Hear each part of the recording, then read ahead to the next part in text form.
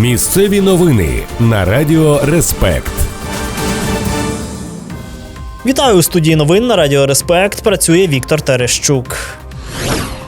У Славуті в дорожньо-транспортній пригоді травмувався пішохід. ДТП сталося напередодні ввечері на вулиці Приміській. 60-річний водій автомобіля «Форд», житель Нетішина, збив 22-річного місцевого жителя, коли той переходив дорогу. Унаслідок наїзду молодий чоловік отримав тілесні ушкодження. Його госпіталізували до травматологічного відділення Славутської міської лікарні. Слідчі поліції розпочали кримінальне провадження та встановлюють усі обставини події.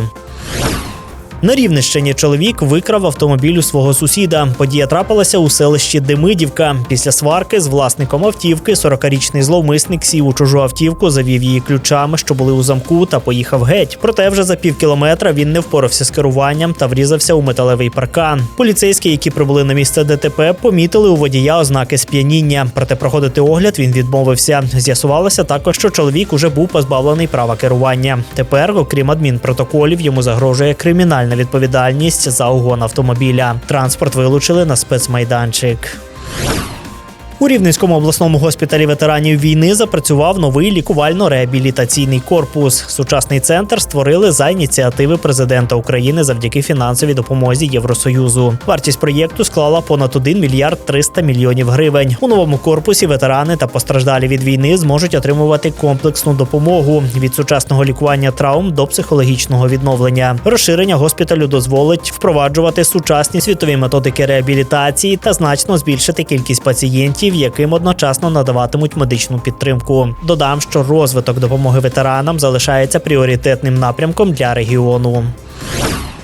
На Рівненщині з початку року вже 18 родин отримали власне житло за програмою «Є-оселя». Загальна сума виданих іпотечних кредитів перевищила 32 мільйони гривень. За темпами реалізації програми наша область наразі посідає 8-ме місце в Україні. Найчастіше пільговими умовами користуються військові, медики та педагоги. Нагадаю, що для цих категорій, а також віднедавна і для мобілізованих військовослужбовців, діє ставка 3% річних. Для інших учасників програми іпотека доступна під 7%. Загалом, за час роботи проєкту, мешканці Рівненщини отримали понад 800 кредитів на суму понад 1 мільярд гривень.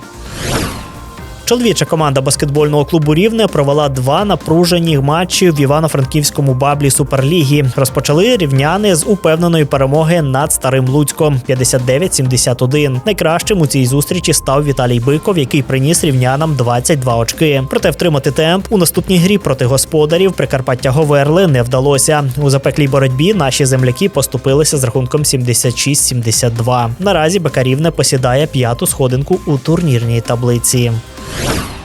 Справжня драма розгорнулася у 8-му турі жіночого чемпіонату з гандболу. Рівне ДЮСШ-4 вдома приймав столичний «Спартак». У першому матчі рівнянки мінімально поступилися досвідченим киянкам з рахунком 25-28. Проте вже наступного дня наші дівчата взяли реванш. Основний час завершився в нічию 24-24, а у серії післяматчевих пенальті рівнянки вирвали перемогу. Найрезультативнішою у складі рівнянок стала Інна Голярдик. У турнірній таблиці гандбольна команда Рівне ДЮСШ-4 посідає 4-те місце, маючи в активі 18 очок.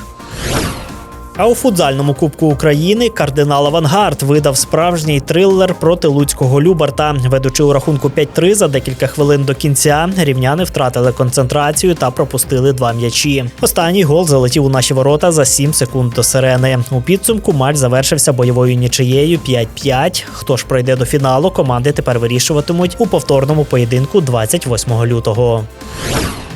Радіаційний фон на Хмельницькій атомній електростанції у межах норми. За повідомленням інформаційного центру ХАЕС, показники на проммайданчику та в 30-кілометровій зоні спостереження відповідають нормальній експлуатації енергоблоків та не перевищують природного фону.